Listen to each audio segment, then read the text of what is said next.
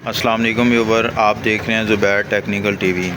Viewer, आज हम आपको बताएंगे कि आपके घर की रेफ्रिजरेटर में अगर कोई इशू आ जाता है, कूलिंग छोड़ जाती है, तो उसमें क्या क्या इशू आ सकते हैं और आप घर में क्या क्या हल उसका निकाल सकते हैं। सबसे पहले आपने ये चेक कर लेना है कि इसका थर्मोस्टेट ऑफ पे तो नहीं है। अगर ज़ीरो पे होगा तो आपकी फ्रिज बिल्कुल नहीं चलेगी।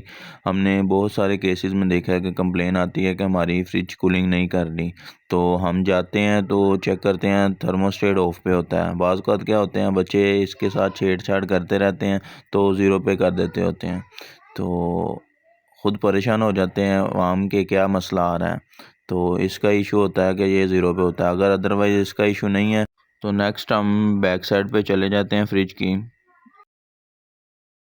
कंप्लेन इसकी यही है कि बिल्कुल ठीक वर्क कर रही थी तो अचानक से कूलिंग छोड़ गई है। तो अभी बिल्कुल भी कूलिंग नहीं कर रही है, ना इसकी चलने की आवाज़ आ रही है। कुछ देर चलने की आवाज़ आती है और फिर बंद हो जाती है। ठीक है, जैसे ही हम घंटा 2 घंटे बंद रखते हैं तो इसका प्लग इन करते हैं तो आवाज़ आती है। ये हम अब इसका प्लग इन करके चेक करते हैं तो इसकी हल्की हल्की सी आवाज़ आ रही है। मैं माइक करीब करता हूँ, आपको सुनाई देगी। आप इसको डायरेक्ट हाथ ना लगाएं, बाज़ का शॉर्ट भी हो सकती है। आपको इसकी आवाज़ सुनाई दी होगी। जैसे ही हमने प्लग इन किया 3-4 सेकंड या 5 सेकंड तक आवाज़ आई है और फिर इसने झटका खाया कंप्रेसर ने और ऑफ हो गया। तो अब हम क्या करेंगे, ये जो रिले लगी हुई है इसकी, इसको चलाने के काम आती है।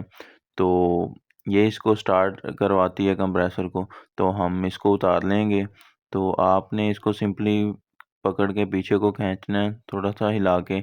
अगर ना निकले तो पेचकस की मदद से आपने इसको नीचे से अड़ेस दे के बाहर निकाल लेना है। तो कोशिश करें, आपको अगर आप घर पे कर रहे हैं तो आपको इसकी वायरों का नहीं पता होगा तो आपने इसकी पिक्चर उतार लेनी है। अगर आप टेक्नीशियन हैं तो आपको पता होगा तो बेशक आप ना भी उतारें, ना भी इसकी पिक्चर खींचें। तो अगर आप टेक्नीशियन हैं तो आप मल्टीमीटर की मदद से कंटिन्यूटी पे करके तो आप इसको चेक भी कर सकते हैं ले। तो अदरवाइज़ आप घर में ख़ुद ठीक कर रहे हैं तो आपने हिला के इसको चेक कर लेनी है, आवाज़ आ रही है या नहीं आ रही।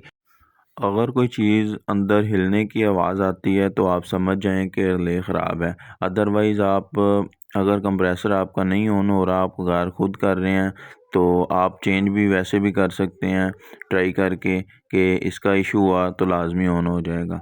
तो अगर ये चेंज करने के बावजूद भी ऑन नहीं होती तो फिर इसके थर्मोस्टेट का इशू हो सकता है अंदर। आपने पहले ही पिक्चर खींची होगी, वही तारें दोबारा लगा के आप इसको इधर एडजस्ट कर दें दोबारा। तो आप फिर ऑन करके चेक करें उसको। अगर तो ऑन हो गई तो वेल एंड गुड, बिल्कुल ठीक है। अगर ना ऑन हुई, अभी तो आपने देखा भी होगा कंप्रेसर की चलने की आवाज़ आ रही थी, तो फिर हमने इसको चेंज करना है। अगर हम चेंज करते हैं तो चल गई तो फिर तो बिल्कुल ठीक है। अगर ना चली तो फिर इसका कंप्रेसर ख़राब हो सकता है। सबसे पहले आपने ये करना है, ये जो मेन वायर आ रही है इसकी, ये जो प्लग है, ये वायर इधर से आ रही है। ठीक है, ये आपने ये 2 वायरें पकड़नी है।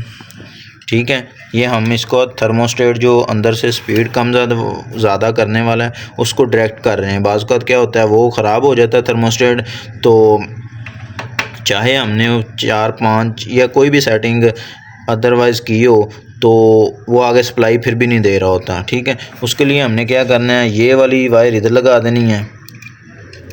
ये नोट करना है कि आपने उस हालत में करना है कि अगर फ्रिज की आवाज़ पीछे से कोई भी नहीं आ रही कंप्रेसर चलने की, तो फिर आपने ऐसा करना है। ठीक है, ये आपने एक वायर, ये इसके ऊपर भी पॉइंट बने हुए हैं, ये न्यूट्रल पे लगा देनी है आपने। ये सारा हिस्सा न्यूट्रल का लेफ़्ट साइड पे। ठीक है, ये आपने कॉमन पे एक वायर लगा देनी, चाहे आप ये वाली इधर लगा दें चाहे ये वाली इधर लगा दें। ठीक है, ये हमारी कौन सी वायर है, ये जो मेन वायर है, तो इसको हम इधर लगाएंगे। ठीक है, और इसको हम प्लग में इन करके चेक कर लेंगे। अगर तो हमारी फ्रिज ऑन हो जाती है इससे, तो फिर हम यही मानेंगे कि हमारा जो थर्मोस्टेट है ना वो ख़राब था।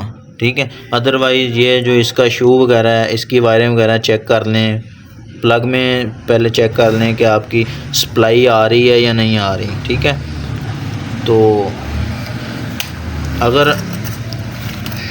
अगर आप टेक्नीशियन हैं तो अगर आप ख़ुद टेक्नीशियन हैं तो आप एम्पेयर मीटर की मदद से रिले को चेक भी कर सकते हैं, रिले बिल्कुल ठीक है या नहीं। उसके लिए हमने क्या करना है, मीटर कंटिन्यूटी पे कर लेना है बज़र पे, तो ये रीडिंग भी आ रही है। ठीक है, आपने ये जो आमने सामने वाले पॉइंट है ना, इनमें इन करनी है।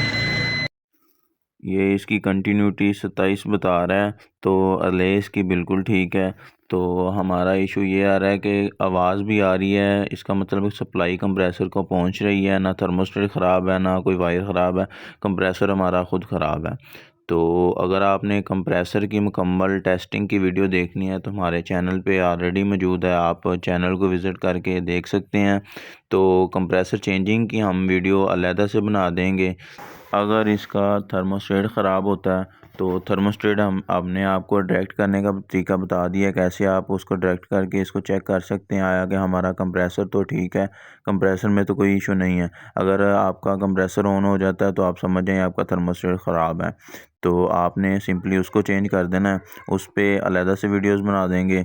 तो अगर आपको हमारी वीडियो से कुछ न्यू सीखने को मिल रहा है तो हमारा चैनल सब्सक्राइब कर लें, ताकि आने वाली हर न्यू वीडियो आप तक बआसानी पहुंच जाए। इसी के साथ अपना ख्याल रखिए, दुआओं में याद रखिए। मिलते हैं कई नई वीडियो के साथ। अल्लाह हाफिज़।